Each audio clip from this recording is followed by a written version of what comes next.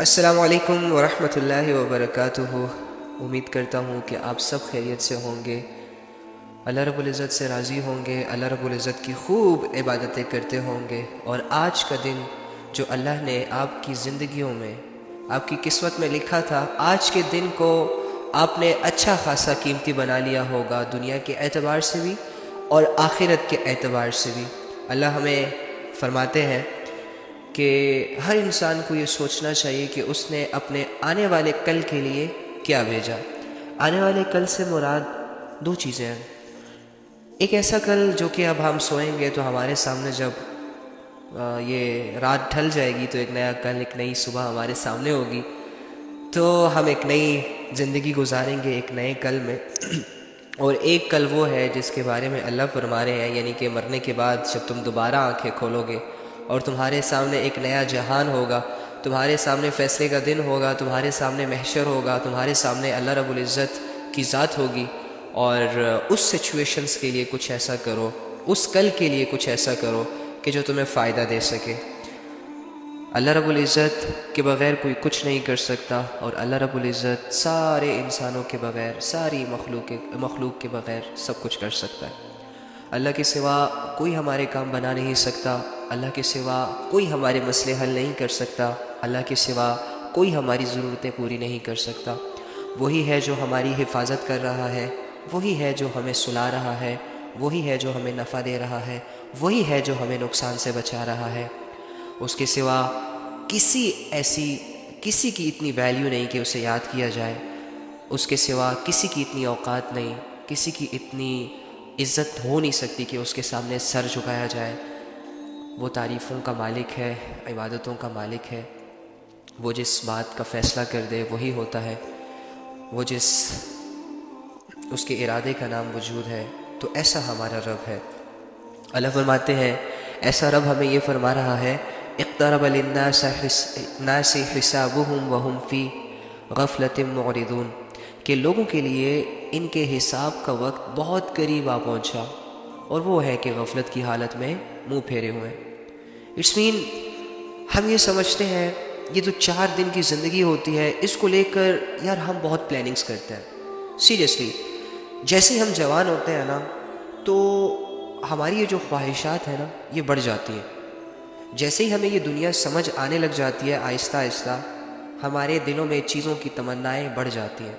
اور جیسے ہی پھر یہ لوگ اور ان کی کوالٹیز اور ان کی صفات جب ہمارے سامنے آتی ہے تو ہم لوگوں سے بھی متاثر ہو جاتے ہیں، جس کی وجہ سے پھر ہمیں لوگوں کی بھی خواہش ہوتی ہے کہ یہ شخص میری زندگی میں تو وہ لڑکی میری زندگی میں، اس طرح جیسے جیسے عقل آتی جاتی ہے، جیسے جیسے اللہ شعور دیتا جاتا ہے انسان کو، اس انسان کو دنیا کا علم، دنیا کا شعور، دنیا کی چیزیں متاثر کرتی جاتی ہیں، یہاں تک کہ یہ انسان ان سچویشنز میں آ جاتا ہے کہ جو اسے یہ ظاہری آنکھ دکھاتی ہے، یہ اس کی طلب میں، اس کی بھاگ دوڑ میں اور اس کی محنت میں لگ جاتا ہے، اور یہ آنکھ کا سب سے بڑا دھوکہ ہوتا ہے۔ آپ کو پتہ ہے یہ جو آنکھ ہمیں دکھا رہی ہے یہ سب دھوکہ ہے۔ سب لوگ اس آنکھ سے اس دنیا کو عجیب عجیب نظروں سے دیکھ رہے ہیں، ہم آنکھ سے زندگی گزار رہے ہیں، حقیقت میں زندگی ہم نہیں گزار رہے، بس جو آنکھ دکھا رہی ہے اس پر یقین ہے ہمیں، اس کے پیچھے کے لاجکس سمجھ نہیں آتے، جو آنکھ نہیں دیکھ رہی اس کی حقیقتوں سے انجان ہے ہم، لیکن وہ سب سے بڑی حقیقت ہے۔ لیکن چونکہ ہمارے ارد گرد باطل بہت زیادہ ہے، ہمارے ارد گرد ایسے لوگ بہت زیادہ ہیں جو کہ گمراہیوں میں بہت فیمس ہو گئے، ہمارے ارد گرد شیطان کے جال جو کہ انسانیت کے لیے اس نے بچھائے تھے، تو انسانیت اس میں آ گئی، جس کی وجہ سے بہت سارے لوگ سکسیسفل بن گئے، اور دوسری جانب جب ہم نظریں دوڑاتے ہیں تو وہ لوگ جو دین پر عمل کرتے ہیں، وہ لوگ جن کی زندگیوں میں پردہ داری ہے، ایمانداری ہے، مخلص پن ہے، وہ لوگ پیچھے رہ جاتے ہیں، دنیا کے معاملے میں آگے نہیں جا پاتے۔ تو یہ چیز بھی انسان کو بڑی متاثر کرتی ہے، یہ چیز بھی انسان کے دل میں شک و شبہات بھی پیدا کرتی ہے، اور اس کے رخ کو بھی تبدیل کرنے میں مدد دیتی ہے۔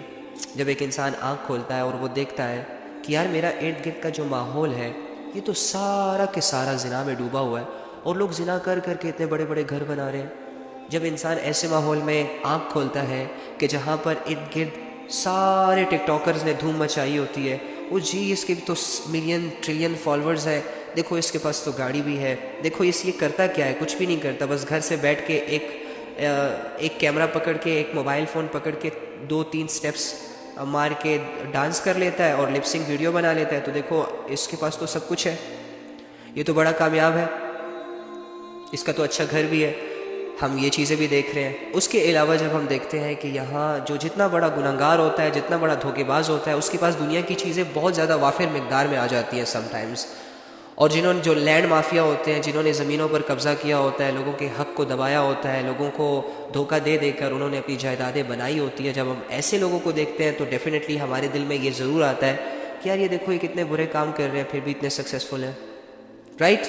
تو ہمارے سامنے واقعی ہم مانتے ہیں کہ ایسا معاشرہ ہے کہ جس میں جھوٹ بولو گے تو بہت آگے نکل جاؤ گے، تھوڑا سا ناچو گے، گاؤ گے، اپنی آواز کو سریلی بنا کے استعمال کرو گے تو تمہارا نام بن جائے گا، آئی نو دیٹ۔ تھوڑا سا تم اپنی باڈی کو شو کرو گے تو لوگ تمہیں فالو کریں گے، تم سے نفس اور ہوس جوڑ کر تمہیں روزانہ بیسس پہ دیکھیں گے بھی، تمہاری تعریف بھی کریں گے، تم سے جڑے بھی رہیں گے، تمہاری باتیں بھی مانیں گے، تمہارے دل بھی بہلائیں گے، اور ایک سٹوری ڈالو گے کہ آئی نیڈ ہیلپ تو سارے کے سارے تمہارے ڈی ایم میں بھی آ جائیں گے کہ جی ask ask ask ask. I know that یہ ماحول ہے ہمارے ارد گرد، اور میں ایک انسان ہوں، میں ایک لالچی ہوں، میرے اندر ہرس ہے، میرے اندر تمناؤں کا ایک جال ہے، میرے اندر خواہشات ہیں، میرے اندر اپنے آپ کو کامیاب کرنے کا ایک حوصلہ ہے، اپنے آپ کو کامیاب دیکھنے کا ایک خواب ہے، ایک ڈریم ہے، تو جو کامیابیاں میری آنکھ مجھے دکھائے گی میں ڈیفینیٹلی اس کی طرف جاؤں گا، یا نہیں بھی جاؤں گا تو دل تو کرے گا کہ جاؤں گا۔ تو یہ چیز ہوتی ہے۔ اور دوسری طرف ہم کیا دیکھتے ہیں؟ دوسری طرف جب ہمارے سامنے یہ ماحول آتا ہے کہ یار جو جتنا دیندار ہے وہ اتنا ہی غریب ہے جو جتنا ہی دیندار ہے اس کا کوئی بزنس نہیں ہے، جو 5 وقت کا نمازی ہے اس کے پاس کوئی پیسے نہیں ہے، جس کی ساری فیملی تبلیغ سے جڑی ہوئی ہے یا اسلامک ہے یا اس میں اللہ کی شریعت ہے اس گھروں میں، تو یار وہ تو بڑے غریب ہوتے ہیں، ان کے پاس تو نہ گاڑی ہوتی ہے، نہ ان کے پاس اپنا گھر ہوتا ہے، رینٹ کے کسی گھر پہ 2 کمروں کے گھروں میں رہ رہے ہوتے ہیں، اور تمام بیوی بچے بس روکھی سوکھی کھا رہے ہوتے ہیں، لیکن ان کی زندگی میں دین ہوتا ہے، وہ سچ بولتے ہیں، فلاں فلاں فلاں۔ تو ہم ان کو کمپیئر کرتے ہیں ایسے لوگوں سے جو کہ بہت سکسیزفل ہوتے ہیں اپنے گناہوں کی وجہ سے، بیڈ ہیبٹس کی وجہ سے، اور غلط طریقوں سے دولتیں کما کر اپنے آپ کو ویل سیٹل بنا کر جب ہمارے سامنے آتے ہیں تو یہ چیز واقعی ہے معاشرے میں۔ تو اس کا آج مجھے جواب مل گیا، اور میں وہ جواب آپ کو ضرور سمجھانا چاہوں گا، اس کو آپ نے سمجھنا ضرور ہے اور پھر لوگوں کو بھی بتانا ہے۔ میں یہ سوچ رہا تھا کہ یار اللہ رب العزت کے خزانوں میں کوئی کمی نہیں ہے، اور دیکھو جب ہم کسی کو خوش کرتے ہیں نا تو ہم اس کے قریب چلے جاتے ہیں۔ لیٹ سپوز اگر ہم کسی مالدار کو خوش کرتے ہیں اپنے کسی کام سے، لیٹ سپوز، اچھا ایک اور مثال دیتا ہوں، لیٹ سپوز میں کسی کے گھر کام کر رہا ہوں، میرا مالک ہے وہ بہت ہائی فائی ہائی کلاس کا مالک ہے، اس کے پاس بہت اچھی شہرت ہے، دولت ہے، ہر چیز ہے، میں ان کے کاموں میں لگا ہوا ہوں۔ ایک دن کیا ہوتا ہے کہ میں ان کا کوئی ایسا کام کر لیتا ہوں کہ جو ان کو بہت اچھا لگ جاتا ہے، اور وہ میری تعریف بھی کرتے ہیں اور مجھے بہت بڑا ریوارڈ بھی دیتے ہیں، پیسے دے دیتے ہیں یا خوش ہو کر انعام دے دیتے ہیں۔ تو اس کے پیچھے کیا وجہ ہوگی انعام دینے کی؟ کہ میں نے ان کو خوش کیا۔ تو ہم دیکھتے ہیں کہ یار یہ جو غریب لوگ ہوتے ہیں، یہ جو مسکین لوگ ہوتے ہیں، یہ جو دیندار لوگ ہوتے ہیں، ان کا تو مقصد یہ ہوتا ہے کہ اللہ خوش ہو جائے ان سے، اور ان سے تو واقعی اللہ خوش ہے۔ تو پھر اللہ کو بھی چاہیے نا کہ ان کو گاڑیاں بھی دے، بنگلے بھی دے، اور سٹیٹس بھی دے، ہر چیز ان کو زیادہ دے، کیونکہ یہ زیادہ حقدار ہے نا، کیونکہ یہ لوگ تو اللہ کو خوش کر رہے ہیں۔ اور دوسری جانب جو لوگ نافرمان ہیں، جو لوگ ناچ رہے ہیں، گا رہے ہیں، بے حیائیاں پھیلا رہے ہیں، معاشرے کو بگاڑ رہے ہیں، نوجوانوں کے ذہنوں کو بدل رہے ہیں، ان کے مشنز اور ان کے ویژنز اور ان کے جذبات سے کھیل رہے ہیں، جو لوگ دھوکہ دے رہے ہیں، جو لوگ حرام کما رہے ہیں، ان کے پاس اتنی ساری دولت، ان کے پاس اتنے دنیا کے نقشے، تو اللہ کو تو ناراض ہونا چاہیے تھا ان کے عمل سے، ان کے گناہوں سے، اور ان کے پاس جو ہوتا ہے بچا کچھا وہ بھی لے لینا چاہیے تھا، کیونکہ میں ڈیفینیٹلی جب کسی کا نقصان کروں گا، کسی کے حق ماروں گا، تو اگر اس کو موقع ملے گا، اس کے پاس طاقت ہوگی تو وہ مجھے ضرور نقصان پہنچائے گا۔ تو اللہ تو سب سے بڑا طاقتور ہے، تو کیا اللہ رب العزت ان سے لے نہیں سکتا؟ لیکن ہم دیکھتے ہیں کہ ایسا تو کچھ بھی نہیں ہو رہا، غریب غریب تر ہوتا جا رہا ہے، مالدار مالدار تر ہوتا جا رہا ہے۔ اور ہم یہاں بیٹھ کے جج کر رہے ہوتے ہیں کہ میرے تو اعمال اچھے ہیں پھر بھی ایسا ہوں، اس کے تو اعمال برے ہیں پھر بھی وہ ویسا ہے۔ تو آج میں نا اس بات پہ بڑی سوچ رہا تھا، مجھے اس کا جواب مل گیا، اور وہ یہ ہے کہ یہ جو حق ہوتا ہے نا، حق، جو سچے لوگ ہوتے ہیں اور جو سچائی ہوتی ہے، اس کی کامیابی کا دور آتا ضرور ہے لیکن تھوڑا لیٹ آتا ہے،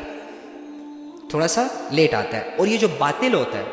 یعنی جو جھوٹ ہوتا ہے، دھوکہ ہوتا ہے، اس کا جو سکسیس ہے نا وہ جلدی سٹارٹ ہو جاتا ہے، بہت جلدی سٹارٹ ہو جاتا ہے، لیکن حق کا سکسیس تھوڑا لیٹ سٹارٹ ہوتا ہے۔